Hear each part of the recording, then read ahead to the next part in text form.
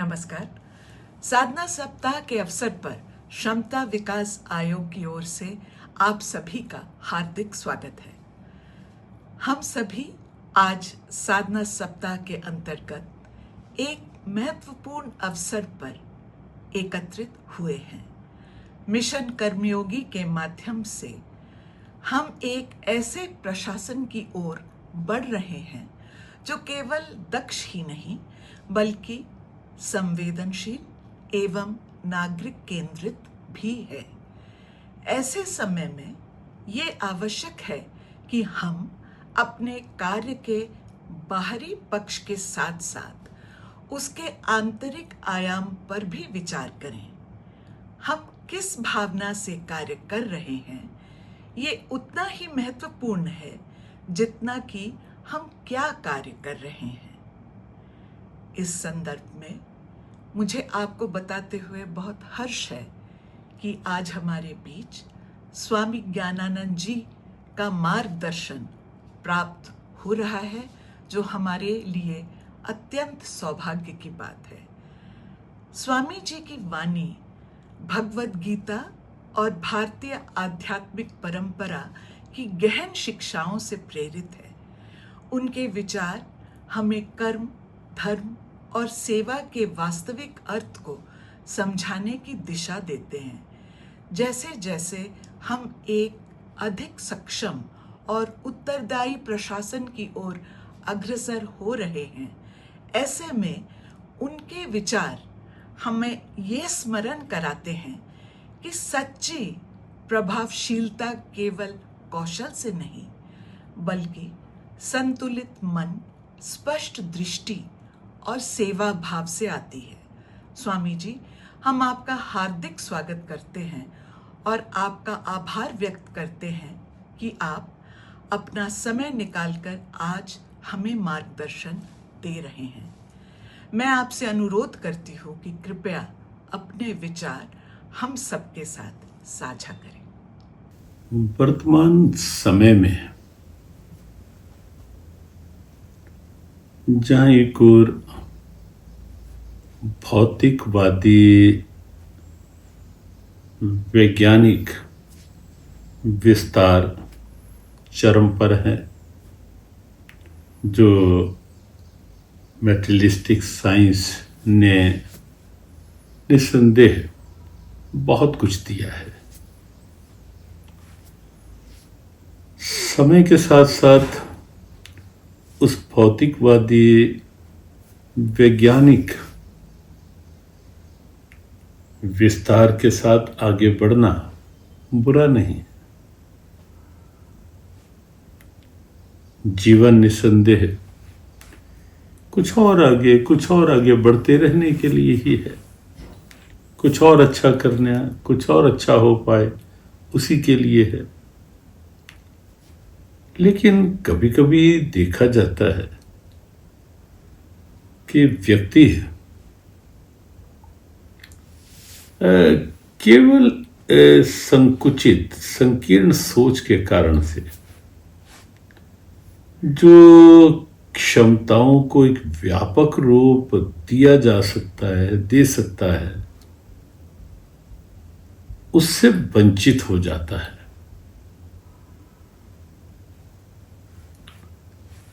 भारत सरकार ने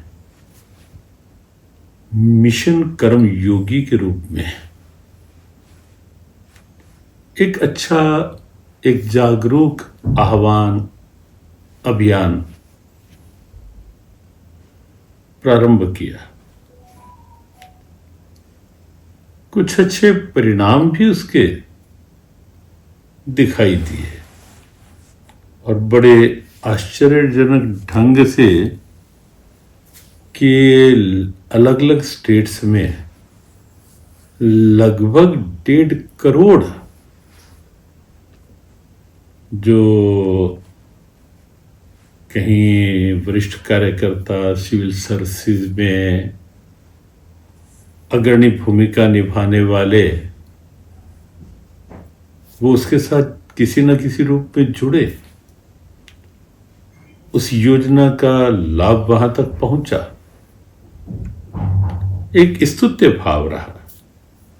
हमारा भी कुछ स्थानों में कुछ मिशन कर्मयोगी आह्वान के साथ भगवद गीता को लेकर के कुछ चर्चा संवाद में भाग लेना हुआ। उसी क्रम में जो एक नया प्रारूप सामने आया है, national programme for civil services capacity building, और उसके लिए जो कैपेसिटी बिल्डिंग कमीशन सीबीसी ने जो योजना ली है, जो अभियान लिया है, हमें लगता है कि वह वास्तव में वर्तमान की बहुत बड़ी आवश्यकता है। भगवद गीता के परिप्रेक्ष्य में हम 2-3 विचार बिंदु लेते हैं कि कैसे व्यक्तित्व का वास्तविक विकास हो, कैसे क्षमताएं, योग्यताएं, उनका सही समय में सही उपयोग हो, सही लाभ समाज को मिले, व्यक्तिगत रूप में भी और संस्थागत रूप में भी, इंडिविजुअली और इंस्टीट्यूशनली, दोनों रूपों में कैसे उसका लाभ मिले। 2-3 सूत्र। भगवद गीता ने कहा, योगः कर्मसु कौशलम। क्या अद्भुत परिभाषा है योग की, कि योग केवल आसन प्राणायाम नहीं, वह that is just part of योग। एक्चुअल योग क्या है? वर्क एफिशिएंसी, वर्क एक्सेलेंसी, कार्य कुशलता योग है। कर्मों को कुशलता से करना, और कर्म में कुशलता क्या है? कर्म करते हुए अपनी पूरी क्षमता का सदुपयोग उसके साथ जोड़ना। ये यूं सीधे शब्दों में कहें, अपनी योग्यता को, अपनी क्षमता को उसमें झोंकना कर्म को, अच्छे परिणाम के लिए। समस्या कहां होती है कि जब ये सोच लिया जाता है कि मुझे अधिक से अधिक क्या मिलेगा। गीता के अनुसार ये एक प्रदूषित सी सोच है, पॉल्यूटेड फीलिंग है ये, कि कोई भी काम करना है, मुझे क्या मिलेगा, मुझे क्या मिलेगा को गीता ने कहा कृपणा फलेत्वा। ये कृपणता की सोच है, बहुत छोटी सोच है ये। और जब ये मानकर कर्म होता है कि मैं बेस्ट क्या दे सकता हूं, खुलापन आता है, उदारता आती है, क्षमताएं, योग्यताएं, कैपेसिटीज, एबिलिटीज अपने आप एक व्यापक रूप लेने लगती हैं। इसे आप आजमा के देखना, ये केवल उद्बोधन नहीं दिया जा रहा। मैं क्या बेस्ट दे सकता हूं, उससे क्या होगा? परिणाम भी, क्षमता भी बढ़ेगी, और क्षमता उतना व्यापक प्रभाव भी बना पाएगी। जब पहले से ही मैं ये सोचकर काम कर रहा हूं मुझे अधिक से अधिक क्या मिलेगा, तो मेरी क्षमता तो मेरी अपनी सोच के दायरे में बंद हो गई ना। समाज को व्यापक प्रभाव कैसे दे पाऊंगा? व्यापक प्रभाव बने, इसलिए सोच को खुला बनाए। मैं क्या दे सकता हूं? समुद्र बटोरता है, खारी रहता है, बादल वाष्प बनकर वाष्प के रूप में पानी खींचता है, लक्ष्य बदलता है, भाव बदलता है। बादलों का पानी जब बरसता है वो प्रकृति का वरदान बन जाता है। लक्ष्य एक व्यापक सोच का है, धरा की आकुलता, व्याकुलता कम करने, धरा और धरा के निवासियों की तो क्षमताएं विकसित करने का। भगवद गीता का एक और श्लोक कहकर, बहुत अद्भुत श्लोक है, 18वें अध्याय का 26वां। मुक्त संगो अनमवादी धृति उत्साह समन्विता आसक्ति से रहित। अब कहेंगे आसक्ति से रहित कैसे? पद में आसक्ति नहीं, पद क्यों मिला है वहां अपने आप को केंद्रित करें, क्षमताएं बढ़ेंगी। प्रतिष्ठा में आसक्ति नहीं, प्रतिष्ठा तो जब कर्तव्य निष्ठा होगी तो प्रतिष्ठा विश्वास करें पीछे चलेगी, हमें प्रतिष्ठा के पीछे नहीं भागना होगा। प्राप्ति में आसक्ति नहीं, वो आपको बताया कि क्या मिलेगा की दृष्टि नहीं, क्या दे सकता हूं की सोच। और गीता ने कहा माते संगो अस्त्व कर्मणि, प्रमाद में भी आसक्ति नहीं कि कार्य पड़ा है करने को, करना भी मुझे है, ये कर ही नहीं रहे, हो जाएगा, कर लेंगे, तो क्षमताएं भी वैसी बंद होती चली जाएंगी। और गीता ने कहा अनमवादी, कार्यकर्ता अहंकार के वचन बोलने वाला ना हो, वाणी में ऐसा माधुर्य हो, ऐसा सद्भाव हो कि दूसरों को हमारा स्वभाव, हमारा भाव, हमारा सद्भाव एक व्यापक प्रभाव बनाए। ऐसा एक प्रयोग करके देखें आप, अद्भुत सद्भावना जगेगी। धृति कहा गीता ने, धैर्य हो, अधीरता नहीं, उतावलापन, आवेश नहीं, लेकिन धैर्य इतना भी ना हो कि काम ही ना करें। गीता ने कहा धृति उत्साह समन्विता, धैर्य हो लेकिन उत्साह से भरा हुआ धैर्य हो, कुछ नया करने का उत्साह, कुछ और आगे बढ़ने का उत्साह, अपनी योग्यताओं को अच्छे से उपयोग करने का उत्साह, और फिर सिद्धि और निर्विकार रहा। सफलता मिली है तो अहंकार ना हो जाए, नहीं मिली तो निराश ना हो जाए, और अधिक प्रयास करें कैसे मिले सफलता। तो भगवान ने कहा ऐसा कार्यकर्ता जो है वो सार्थक कार्यकर्ता है, सफल कार्यकर्ता है, और वो अपनी क्षमताओं का व्यापक स्वरूप बनाकर व्यापक प्रभाव बना पाएगा।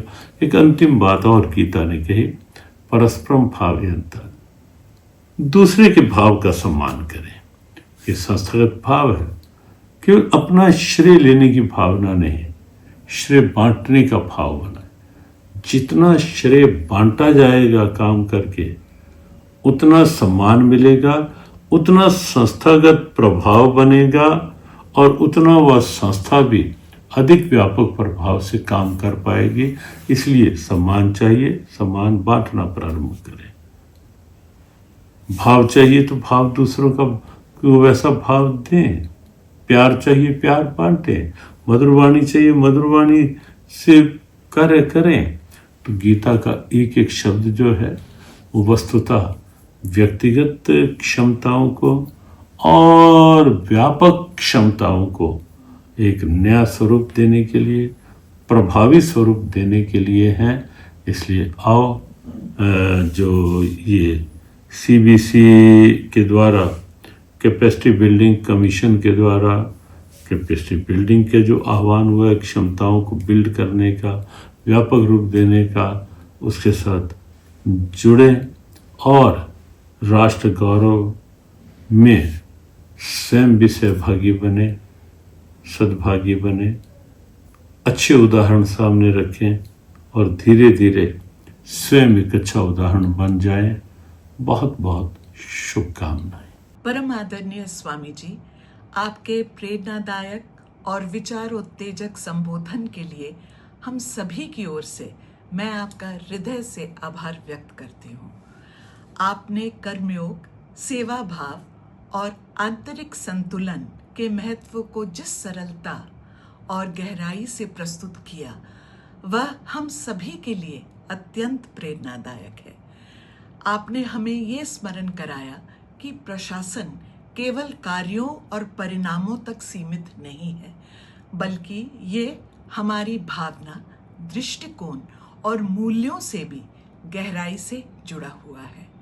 आपके विचार विशेष रूप से मिशन कर्मयोगी की उस भावना से मेल खाते हैं जिसमें तकनीक और परंपरा के संतुलन के माध्यम से नागरिकों के जीवन में वास्तविक और सकारात्मक परिवर्तन लाने का प्रयास किया जा रहा है। हमें विश्वास है कि आपके द्वारा साझा किए गए विचार हमें अपने कार्य में अधिक सजग, संवेदनशील और उद्देश्यपूर्ण बनाने के लिए प्रेरित करेंगे। एक बार पुनः आपका हार्दिक धन्यवाद करते हैं और आपके मार्गदर्शन के लिए हम सब बहुत बहुत आभारी हैं। धन्यवाद।